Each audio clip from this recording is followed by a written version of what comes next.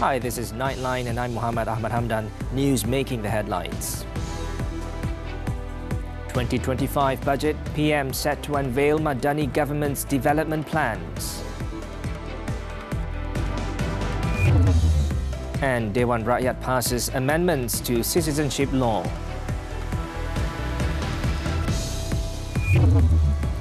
Israel says it may have killed Hamas leader Yahya Sinwar.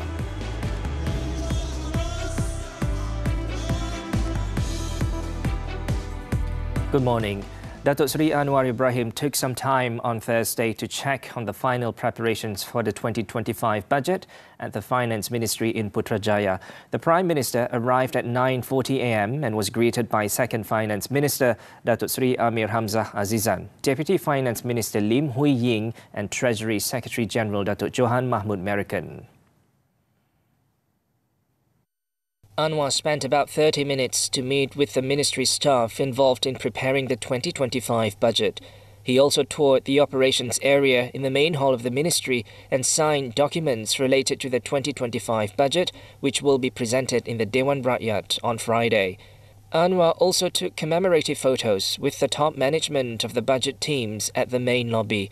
A total of 213 people are involved in preparing the 2025 budget. Meanwhile, in a post on his Facebook page following his visit to the Finance Ministry, Anwar said the 2025 budget will further drive economic growth and ensure justice for the people. He also noted that the budget teams and ministry staff were well prepared, expressing his delight at their enthusiasm despite being busy finalising this inclusive and carefully crafted budget. Anwar also thanked civil servants and all parties involved who worked tirelessly and provided valuable input to make the 2025 budget a success.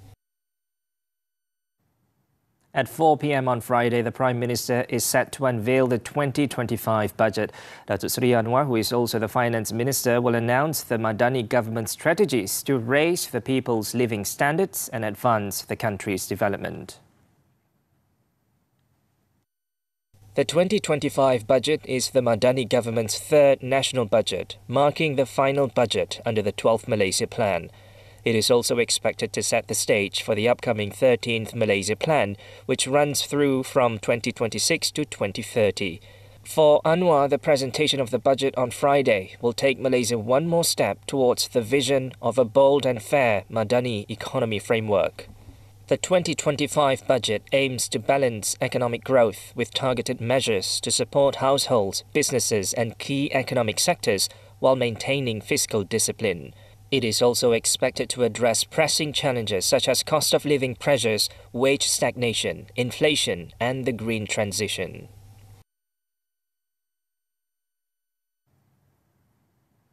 The Malaysian Institute of Economic Research, MIER, said that the 2025 budget aims to strike a balance between promoting economic growth and maintaining fiscal responsibility. With a focus on innovation, sustainability and inclusivity, the budget will help Malaysia navigate the challenges of today while preparing for the opportunities of tomorrow. The MIER highlighted that the government is likely to relax its blanket RON95 fuel subsidy to mitigate inflationary pressures and tackle rising living costs, aiming to keep inflation within the 2 to 3% range. On tax reforms, the MIER indicated that the government is expected to introduce a global minimum tax rate of 15%, aligning with international standards. Focus will also be on tax reforms to support small and medium enterprises. The budget could extend reinvestment allowances and raise the Syarikat Jaminan Pembiayaan Perniagaan (SJPP), a government-backed loan guarantee limit from RM20 million to RM30 million. The MIER also pointed out that the new Industrial Master Plan 2030 would be crucial for promoting high-value manufacturing, automation and green technologies.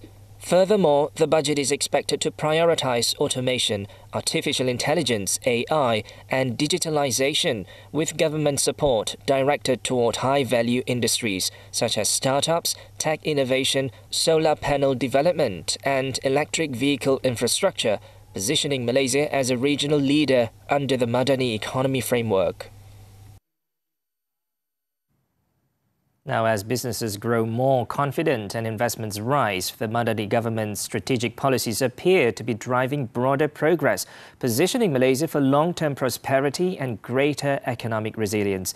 Economist Jeffrey Williams said that the 2024 budget was one of the best budgets in decades, not because of a list of programs, but because of a change in approach. Budget 2024 last year was a very good budget. So what we're wanting to see now for budget 2025 is a continuation of some of the good themes that were set out during last year. These include not increasing government spending too much, but we know that it will increase a little bit because there is some commitments on civil service pensions, for example. So we would expect to see a moderate increase in operating expenditures. On the other hand, looking at where the government is going to get the revenues, we expect to see that revenues will rise because taxation revenue will be higher, particularly because the economy has been growing.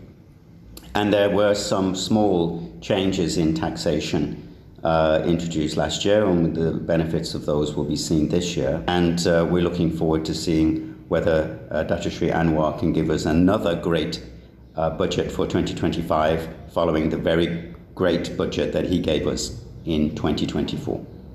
Bank Muamalat Malaysia Berhad Chief Economist Muhammad Afzanizam Abdul Rashid said that the 2024 budget has provided the right platform for the economy to record respectable growth, and there is a pressing need for the government to stick to its own target to shrink the gap in its finances. Right. Actually, I'm quite sanguine about the outlook for next year in terms of the domestic economy. So I think the government should take this opportunity to continue to introduce more measures to go for more fiscal consolidations. We talk about substitutionalization. I think thus far diesel has been done, and perhaps next thing to do is RON 95. So I think this conversation has to be, has to be told to the audience, to the rakyat. So I think this plan, this narrative has to be informed, and the government should be able to garner more buy-ins among our rakyat. So these are very critical moment where we think the economy is doing well, but at the same time we need to make sure that the government's finances are well in place. Moving on, the Federation of Consumers Associations, FOMCA, meanwhile said a comprehensive approach must be taken by the government to ensure its aim of reducing the people's cost of living expenses is felt by Malaysians across the board. Government must play an important role in strengthening price control and through monitoring. And of course, the second one will be we are too dependent on import bill and imported foods. And this is where the government must look into how we can reduce our import bill and boosting food security in local production. Then, of course, we need to look into government's role in delivering their safety net through PADU system and by providing subsidies for B40 and certain M40 will, of course, cushion the impact. Memastikan golongan berkeperluan dibela, membentuk pentadbiran awam lebih dinamik. Strategi capai ekonomi lebih makmur. Meningkatkan daya saing ke arah menjadi negara berpendapatan tinggi. Saksikan Belanjawan 2025 Jumaat 18 Oktober 3 petang di TV3. Juga stream langsung di Tonton. The Dewan Rakyat on Thursday passed the Constitution Amendment Bill 2024, which, among other things, grants citizenship rights to overseas-born children of Malaysian women. The bill was approved with more than a two-thirds majority after a lengthy debate involving 70 members of parliament. Dewan Rakyat Speaker Tan Sri Johari Abdul said the bill received support from 206 MPs in a block vote during its second and third readings. Tidak bersetuju 1, tidak hadir 14 dan jumlah yang ngundi 221 kerana seorang masih dalam pergantungan. Under the existing law, children born outside Malaysia could only acquire citizenship by operation of law if the father is a citizen. The amendment also aimed to lower the age limit for applying for citizenship from 21 to 18. Furthermore, any newborn child found abandoned without protection shall be presumed until the contrary is proved to have been born in that place and the mother to be a citizen. Another amendment states that foreign women who became Malaysian citizens through marriage would have their citizenship revoked if the marriage is dissolved within 2 years of gaining citizenship, whereas the previous limit was 2 years from the date of marriage. Earlier, Home Minister Datuk Seri Saifuddin Nasution Ismail, in winding up the debate on the bill, said that his ministry has pledged to resolve all pending citizenship applications by October 17th next year. The Malaysian Anti-Corruption Commission MACC will investigate 20 state government projects linked to the ongoing Selangor Menteri Besar Incorporated MBI graft scandal. Its Chief Commissioner Tan Sri Azam Baki said the MACC has received information suggesting elements of graft involving these projects, but declined to name them. However, he confirmed that none of the projects are linked to the current Selangor State administration. Azam said that the probe into these projects was a result of further investigations by his team regarding the multi-billion ringgit corruption case involving sand mining concessions linked to MBI, which is also connected to an influential politician in Selangor. Kita juga sedang menyemak a few companies, so far 5 companies, kerana dikatakan ada share yang disimpan into that company. Melibatkan a few person yang kita tangkap ni dan juga melibatkan melibatkan politician berkenaan. When asked whether the MACC would summon the said politician, Azam stated that it would depend on the progress of the investigation and if it is deemed necessary by investigators. He also revealed that the graftbusters has obtained a 7-day remand order for a former MBI chief operating officer to assist investigations relating to a separate case. The 45-year-old individual who was arrested alongside a businessman for their involvement in the graft scandal was previously remanded for 1 day.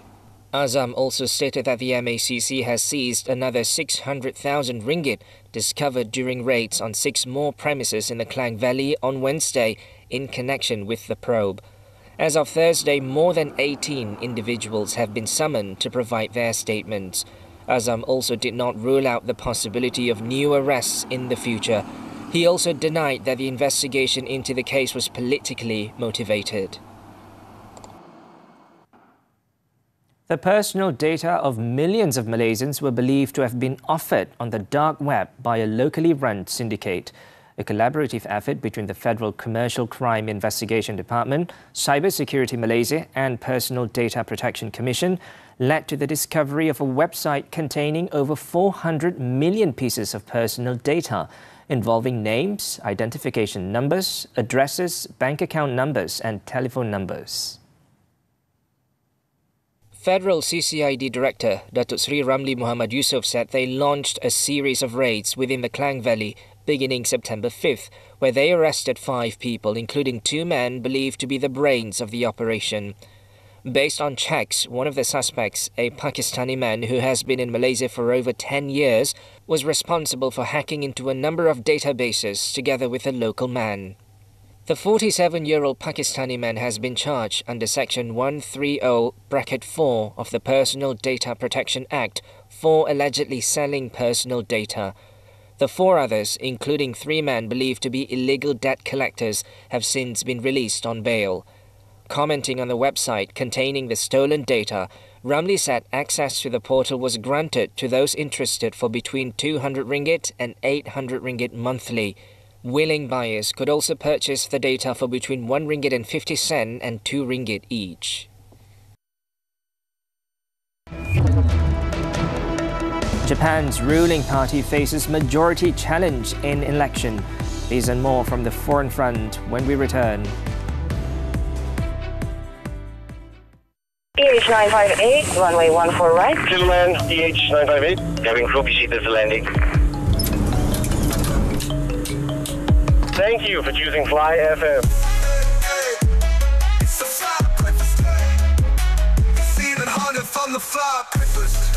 Hey, Mat. Kita dah lambat ni, Mat. Hey, you need to speak English now. Hey, bro, we're late, bro. Hey, it's okay, let's go. It's Ian and Hanif on the Fly Breakfast. How can women bring each other up instead of tearing each other down? As much as we can talk about toxic femininity and toxic masculinity, at the end of the day, it's just about character in itself. Please know that it is safe to be yourself, to be your authentic self. I think once we establish that safety inside first, we can go about and make impacts in beautiful ways. Yes. Watch the brand new season of Women Talk, Saturdays 5 p.m. on TV3, stream now on Tonton. Onto the foreign front, the Zionist military said on Thursday that it was checking the possibility that Hamas leader Yahya Sinwar was among 3 fighters killed during an operation in the Gaza Strip.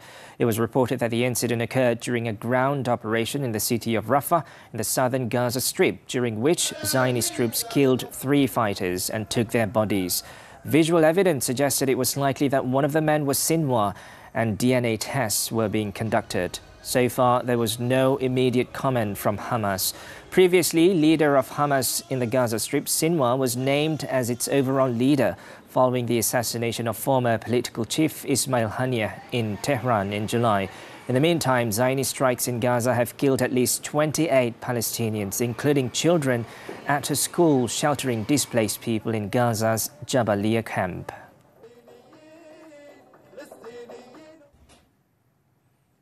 Japan's ruling party may lose its sole majority in the lower house for the first time in 15 years ahead of the October 27th election. Citing its poll, newspaper Nikkei said on Thursday that the Liberal Democratic Party may not reach the 233 seats needed for an outright majority in the 465-seat chamber, based on polling estimates for directly elected candidates and those chosen by proportional representation. In a separate poll by GG Press, support for Prime Minister Shigeru Ishiba's cabinet came to 28%, marking the lowest for new governments dating back to 2000. The LDP, however, could still form a coalition government with its long-standing partner, Komeito. It would be the first time the LDP did not have sole control of the lower house since 2009. Indonesia's largest political party announced on Thursday its support for incoming President Prabowo Subianto, though it remains unclear if it will formally join his dominant coalition just days ahead of the inauguration ceremony. State media reported that the House Speaker and senior official of the Indonesian Democratic Party of Struggle, PDIP, Puan Maharani, said that they are solid in supporting the incoming government as a way to build Indonesia's future. However, it was unclear whether her statement indicated the PDIP was joining the coalition. There has been persistent talk about a meeting between a PDIP chief and Prabowo in recent weeks, and Puan Maharani said one would hopefully take place, but did not give a specific time. If Prabowo, who will take over the presidency on Sunday, can reach a deal with PDIP, there would be no opposition parties in parliament, an unprecedented situation since Indonesia began holding direct presidential elections in 2004. Moving on, a Bangladeshi court on Thursday has ordered the arrest of self-exiled former Prime Minister Sheikh Hasina, who fled to India more than 2 months ago after being toppled in a student-led uprising. Chief Prosecutor of Bangladesh's International Crimes Tribunal, Muhammed Islam, said the court had issued arrest warrants for Hasina and 45 others, ordering that they attend court by November 18th. Referring to a crackdown on student protests, which killed more than 1,000 people, Islam said Hasina was at the helm of those who committed massacres, killings and crimes against humanity that occurred from July to August. The 77-year-old fled to India in August after weeks of protests against her rule and has not been seen in public since.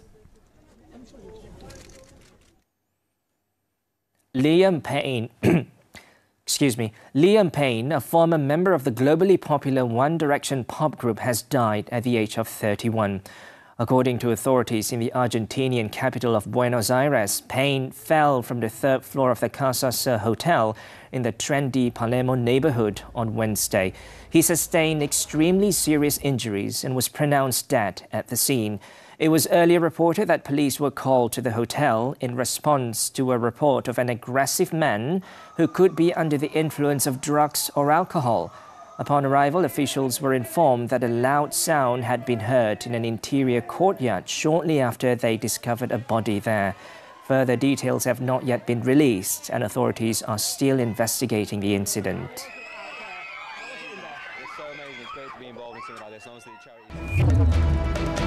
Actions from the 2024 Malaysia Super 100 Sports right after this breather.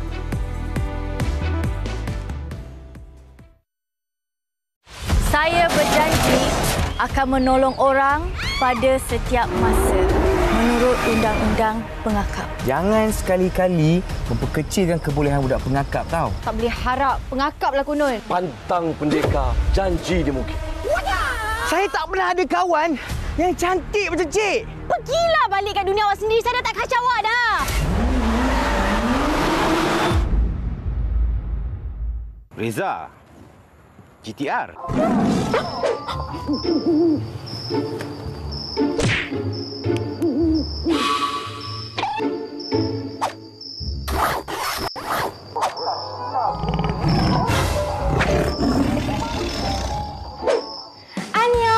Tonton ada banyak drama dan filem Korea terbaik. Muat turun aplikasi tonton sekarang. Layan upah sampai pagi.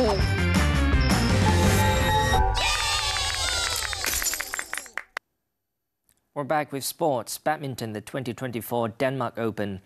National shuttlers Tan Kian Meng and Lai Peijing's hopes of securing a spot in the season-ending World Tour Finals (WTF) were dashed after their exit from the last 16 on Thursday.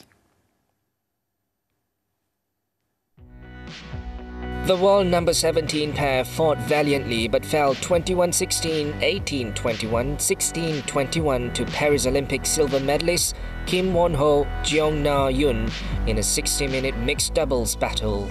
A strong finish in the Denmark Open would have kept the duo's chances alive of chasing down compatriots Chen Tangjie, To Yi-wei for Malaysia's second spot in the WTF. However, Kian Meng Peijing are currently 8th in the World Tour rankings, trailing behind second-ranked Goh Sun Huat, Shevan Jamie Lai, as well as third-ranked Tangjie Yi-wei. Still on badminton, 2024 Malaysia Super 100 national badminton shuttlers continue to shine in the tournament after 11 Malaysian representatives advancing to the quarterfinals. In the men's singles, Justin Ho pulled off massive upset after defeating the more experienced player Cesar Rustavito of Indonesia 21-19, 17-21, 21-12. However, Justin is set to face a tall order next as he will be up against top seed Chi Yu-jen of Taiwan. National women's singles shuttler Kei Lechana also advanced to the quarterfinals after easily overcoming Taiwan's Peng Yu-wei 21-9, 21-17 in just 31 minutes. Waiting for her in the next round will be Asuka Takahashi of Japan.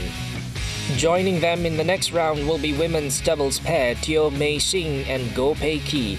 The fourth-seeded duo, however, had to showcase their best performance ever before sealing a hard-fought 21-14, 21-23, 21-16 against compatriots Cheng Su-hui and Lee Xin-jie. Next up, the pair will take on another national duo, Amanda Yap Hua Ling and Tan Jing-hui.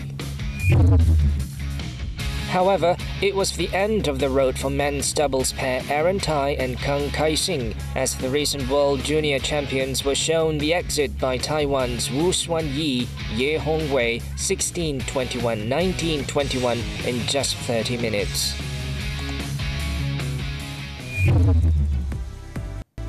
Cops nab drug runner, seize shabu worth 10 million ringgit. The details when we come back.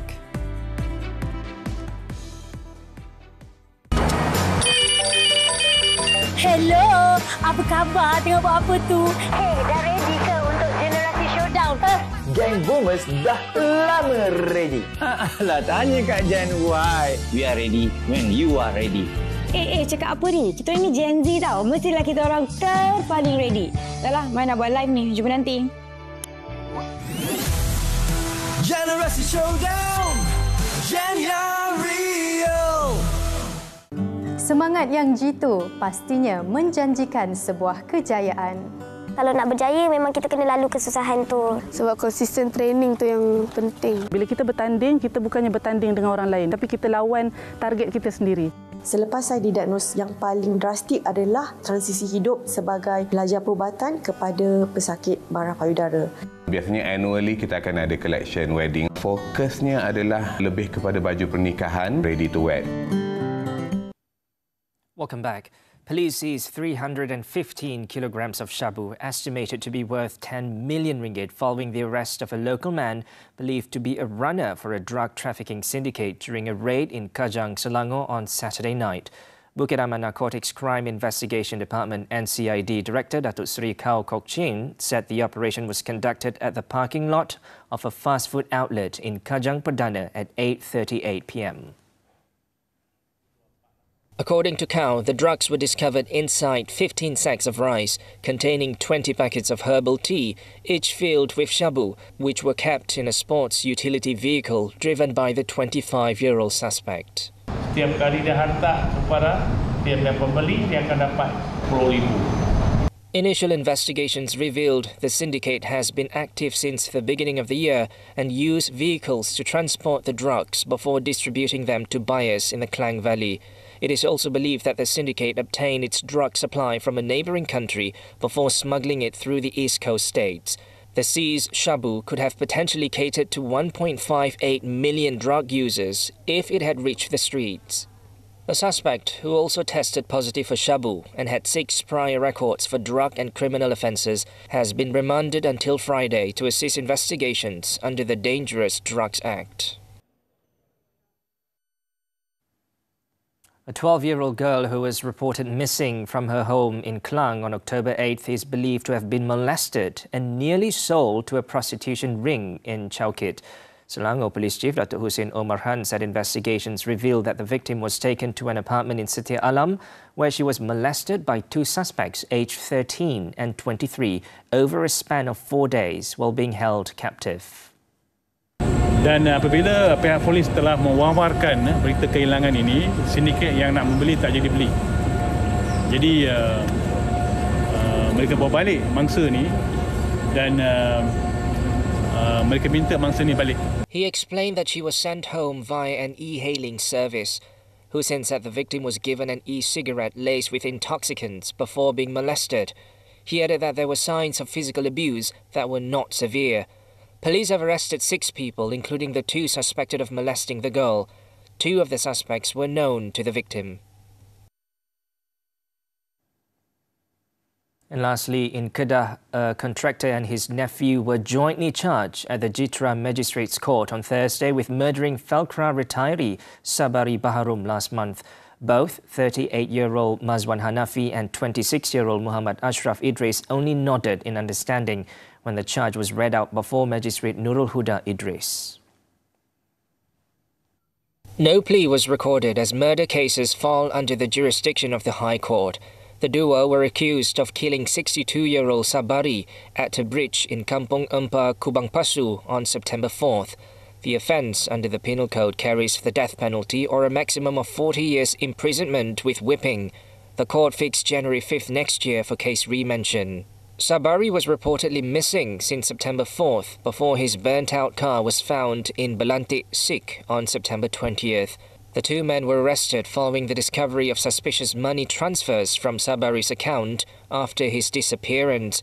It was later found that the victim had been abducted and thrown into Sungai Padang Terap with his hands tied and mouth taped. The operation to find Sabari's body was conducted over 3 days but concluded on October 3rd without any trace of the victim.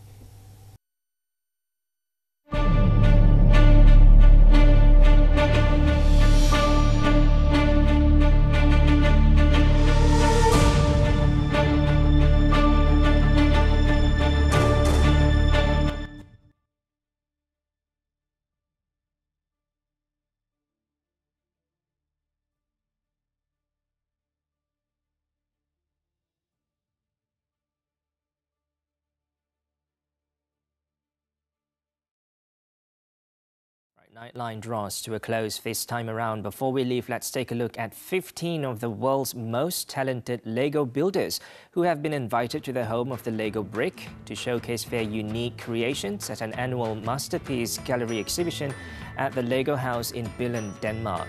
With that, I'm Muhammed and Hamdan. Thanks for tuning in and stay safe, Malaysia.